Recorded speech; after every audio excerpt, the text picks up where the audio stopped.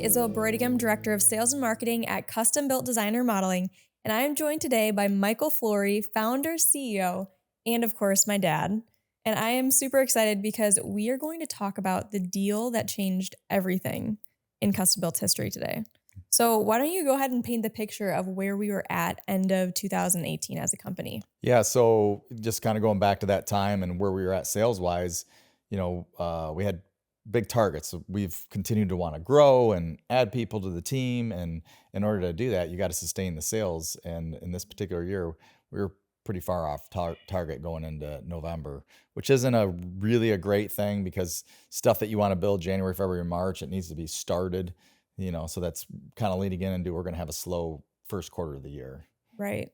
And as a construction industry, you mentioned it. I mean, November, December tends to be some of the lightest months in sales. Well, you got Thanksgiving, and then you got Christmas, and people are typically, if they wanted to do a kitchen remodel, they would have called us, to get it done before Thanksgiving. So if we're already in November and we don't have it lined up, it's probably not going to be, we're not going to get it done before Thanksgiving or Christmas.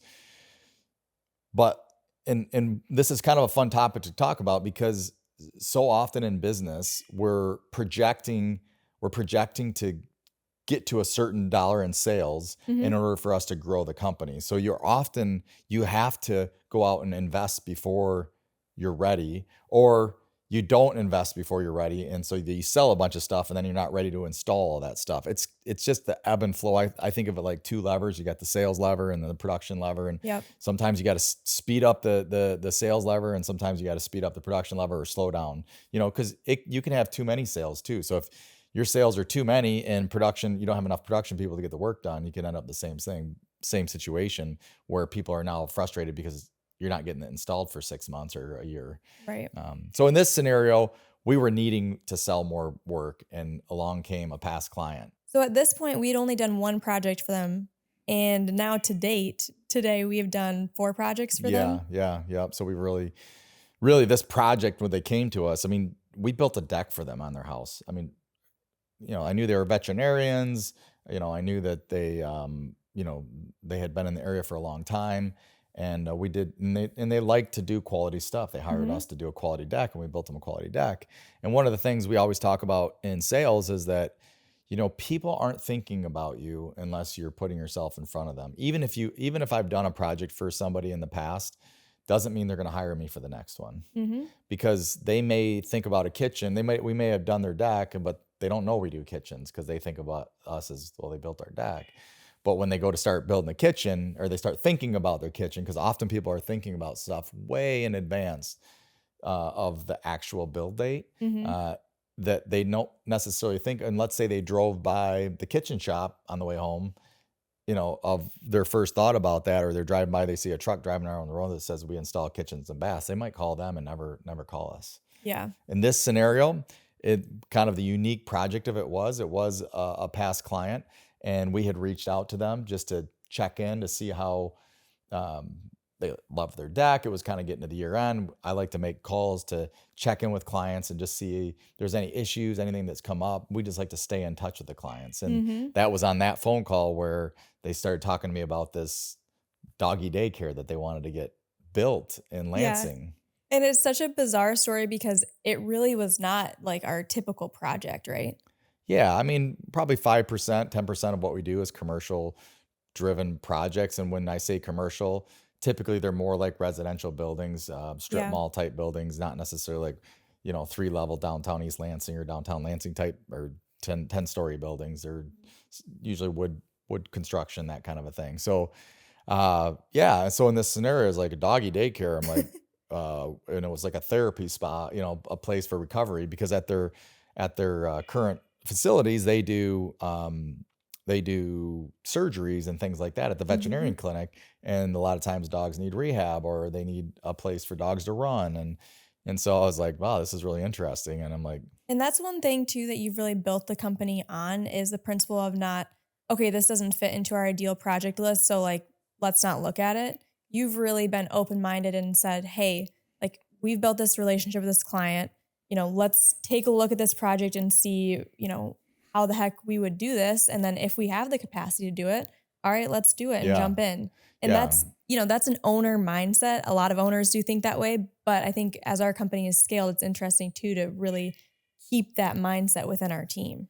Yeah, I think the client being the right client, we're not a fit for everybody. And so I want to, want people to know that like there are certain scenarios where like if you don't know how to frame a house, you probably ought to not frame a house, Correct. But if you've trained and you're ready and this is your first house, you just haven't done one before, we all have our first, right? So when you're getting started. And so in this scenario, this would have been the first doggy daycare I've ever done, but it's a remodel just like any other Yeah. whole house remodel. It was basically the size of a large, a large home. Um, and so started asking questions, finding out more about this doggy daycare and, so where are you at in the process, and in very short order, I found out that like they had been in design for quite a while. And as a matter of fact, the design wasn't quite done. And I think the contractor had actually started doing some demo on the I think building. that you're right. Yeah. And then it was really just kind of setting because they were waiting for the architectural plans to get through zoning and one other step, and the plans weren't totally finished. Really. Yeah. So do you remember how long they had been in design for? Well, I know it had been like kind of stuck for about a year. Okay. So essentially, when I reached out to them and heard about it, they were originally just kind of like, oh, just wonder if you know anything about this or blah blah blah. And so I'm just like, yeah, we'll take a look at it. So that's how the conversation starts. We'll take a look at it. I'm not telling you that I can do this for you, but I'll take a look at it, see if we Mhm. can help. And that conversation led to another conversation.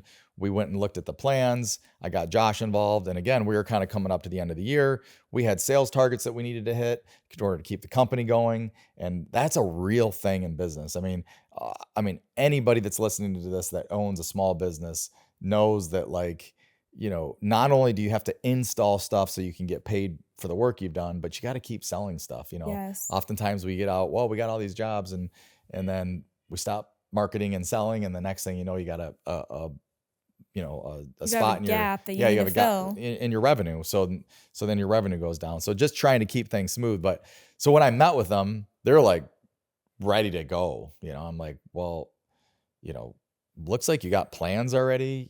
So we were able to kind of take their plans.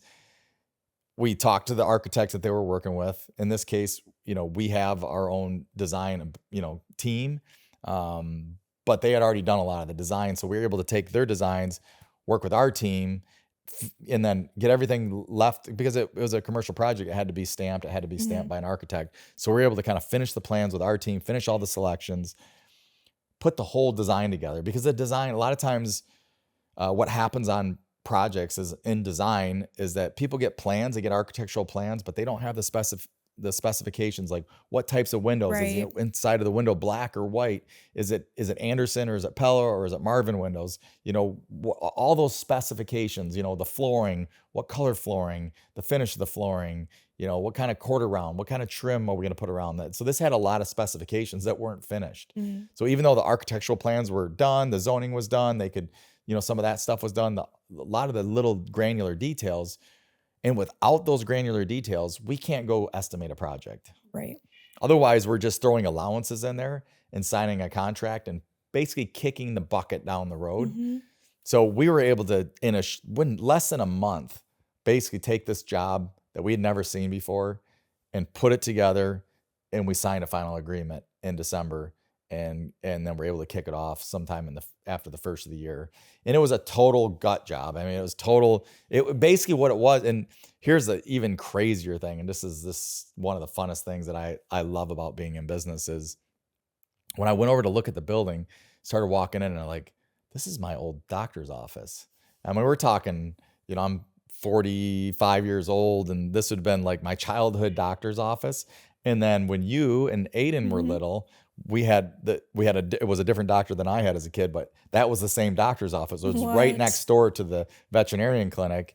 And so it was like, man, this is my doctor's office. So we essentially tore out there was a bunch of, spaces, but we had a lot of that had already been tore out. But I got to remodel my doctor's office that was, when I was a kid and turn it into a doggy rehab facility, where dogs can run and rehab, and they have a like a rehab tank, like where the dogs, when they have Mhm. surgery on a hip or on a knee, that the dogs can go in there and kind of on a treadmill, underwater treadmill, to help the dogs rehab. Just amazing. Like, I've never done anything like that. And so there was lots of complications and things to figure out how we were going to make everything work. There was a basement in the Mhm. facility that we had to figure out. So that was so cool to be able to like step in on a project that was Yeah. already almost there. The contractor just let the project go. They weren't being clear with the homeowner and or the business owners. Yeah, and that's the other thing to this thing, is that that project was ready to go. I don't know why the contractor never finished it, and we see that way too often in our Yeah, industry. we do really see that way too often. And to add to that, so 2018, I wasn't working full time in the business at this point. I was actually working part time in an accounting role that year. Okay.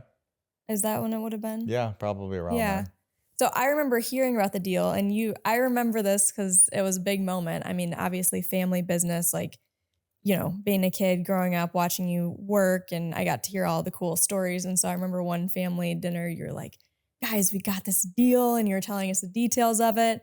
And Aiden had just started working in the business. I think it was both Aiden and Kyle. And this was one of the first projects that they both did carpentry on too. Yeah. So it's just so cool because, deal that comes in right at the end of the year, and the boys both got to work on it and learn in this project, Yeah. simultaneously, again, unique deal, and then just a big deal And for it the was the company. largest deal that we had closed to date, Was so it? yeah, well, it was Oh, I didn't know that. by a long shot.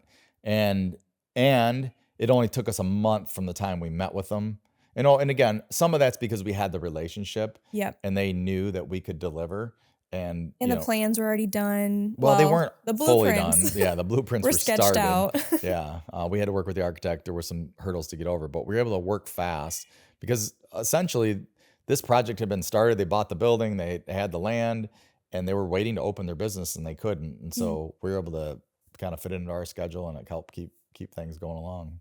so cool. And that's really, I mean, the message, the story of this podcast is really that never give up, like when things look like they're not going to work out. I mean, I've had so many seasons in this business where 2008, the great recession, the many years after that where we just scraped by. If you don't quit, it only makes you stronger.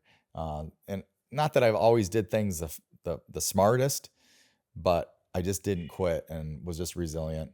And when you do that, you take care of people, jobs will show up at just the time. Maybe not when you want them, but they'll show up at just the right time.